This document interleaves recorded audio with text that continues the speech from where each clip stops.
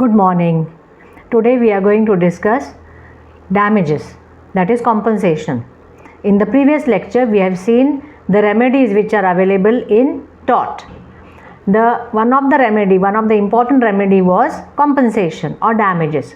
Today we are going to discuss about that compensation. What amount you are going to get.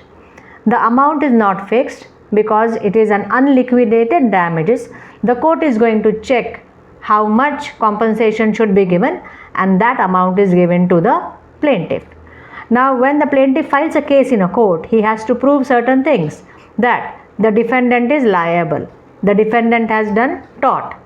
Okay, now the court comes to a conclusion that yes, defendant is liable. Then the question comes about what amount of compensation should be given, what amount of quantum of compensation.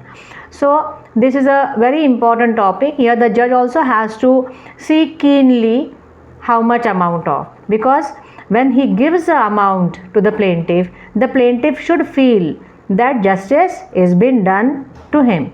Therefore this is an important topic. Okay, now what is damages? Compensation. It is a pecuniary recompense which is being given to the plaintiff by the process of law. Here there are different kinds of damages. The first is contemptuous or ignominious damages. Contemptuous or ignominious damages are very less. You can say less than the nominal. Why this happens? Because technically a legal wrong is committed. Technically the legal wrong is committed. But where the circumstances are such that the court feels that the plaintiff should not have come to the court. He should not have come to the court asking for certain remedy, because though the legal wrong is there, he may not have faced some loss, or the defendant is at fault. But the plaintiff's conduct and his character are such that he does not deserve to be compensated. So here the judge is going to give a very small amount. He will not calculate how much loss has occurred or what exactly the relationship between the tort and the consequences are, what loss is there. He will just see, okay, technically a legal wrong is there. The plaintiff should not have come because his character, his conduct is also not proper. But as he has come to just recognize a legal wrong, a technical legal wrong, he will give some amount of compensation, which will be a very small amount. This is the first kind of damages, that is contemptuous or ignominious. The second is nominal damages. Okay, here the nominal damages are granted not by way of compensation, not by way of, you can say, to recompense, but it is been granted for just recognizing some legal right of the plaintiff. Means the plaintiff may not have suffered any loss, but his legal right is violated. Like in Ashby versus White, his right to vote was denied. Therefore a legal wrong was committed, but there was no loss to him, because the candidate to whom he wanted to vote, he only won the election.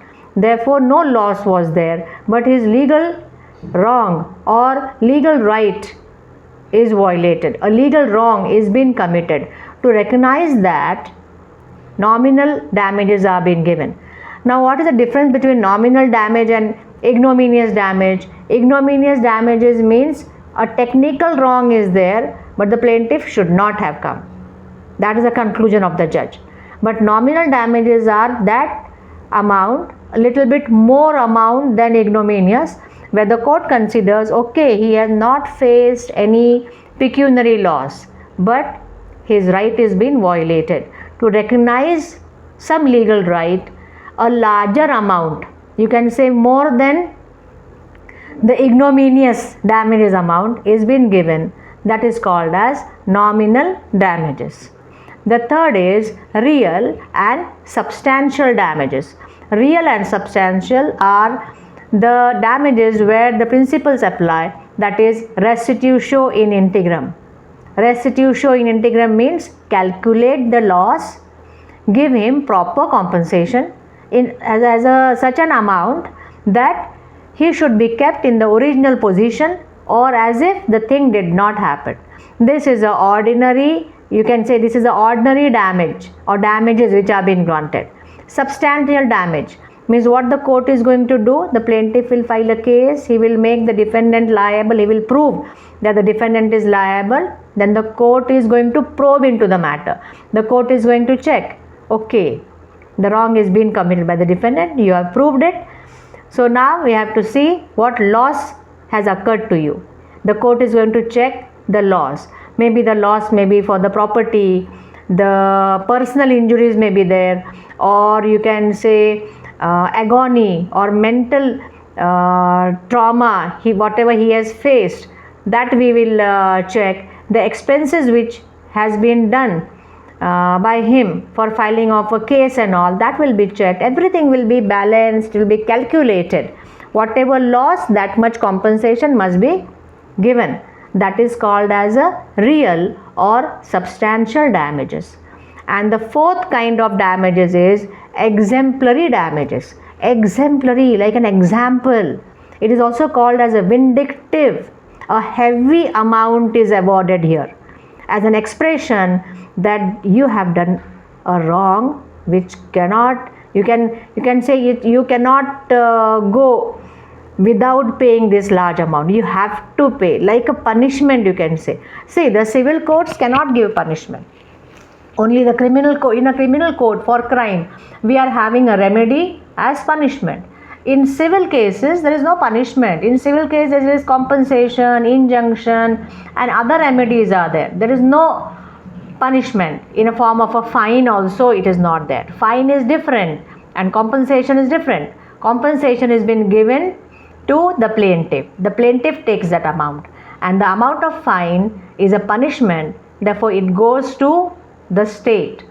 Okay, this is the main difference. So here in exemplary damages, the civil court is going to see what loss you have done to that poor person, that poor plaintiff. See, such a thing has faced by him. You have forced him in such a kind of trouble. Hereafter, not only you but also others should get deterred. Therefore, the defendant will be liable to pay a large amount, you can say a heavy amount, as an expression of indignation at, you can say, of the conduct of the defendant. It is such a kind of conduct which the defendant has disregarded the plaintiff's right. He has acted in a very improper manner. Therefore, he should not repeat it again. Neither he should repeat, neither the society should repeat. Therefore, it will be like a deterrent thing. That is called as a exemplary damages. We can take an example here, that if somebody has promised to marry and afterwards the marriage has been cancelled at the verge of, you can say, at the nearby the date of marriage and all, without the fault of the girl, nothing wrong has been done by the girl, but the boy denies to marry without any specific reasons, then what will happen? Our society is such that the girl's reputation is going to get affected, because when she is going to marry again, you can say this marriage has not taken place, therefore whenever she decides to marry, they are going to ask, why was the first marriage which was fixed and all, why it did not happen, what happened, whether you are the wrongdoer, whether something is wrong with your character and all.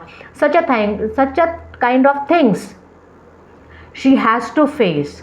So in this case, if she files a case against that boy for cancellation of the marriage without any reasons, in such a case, because of her reputation is being affected, the court is going to give exemplary damages. So the amount is very heavy.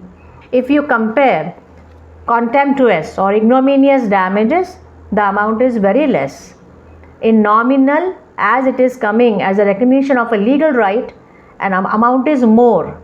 But here they are not calculating what loss has occurred and all. Maybe loss is there or maybe loss is not there. The plaintiff is going to get compensation as his legal injury or his legal right is violated. The third is the real or substantial, where the court has to check what loss has occurred. restitutio in integrum, this principle is followed. And the fourth is exemplary damages, where heavy amount is awarded. These are the 4 kinds of compensation or 4 kinds of damages. Okay, quantum of damages we are going to see in the next video. Till then, bye bye. See you in the next video.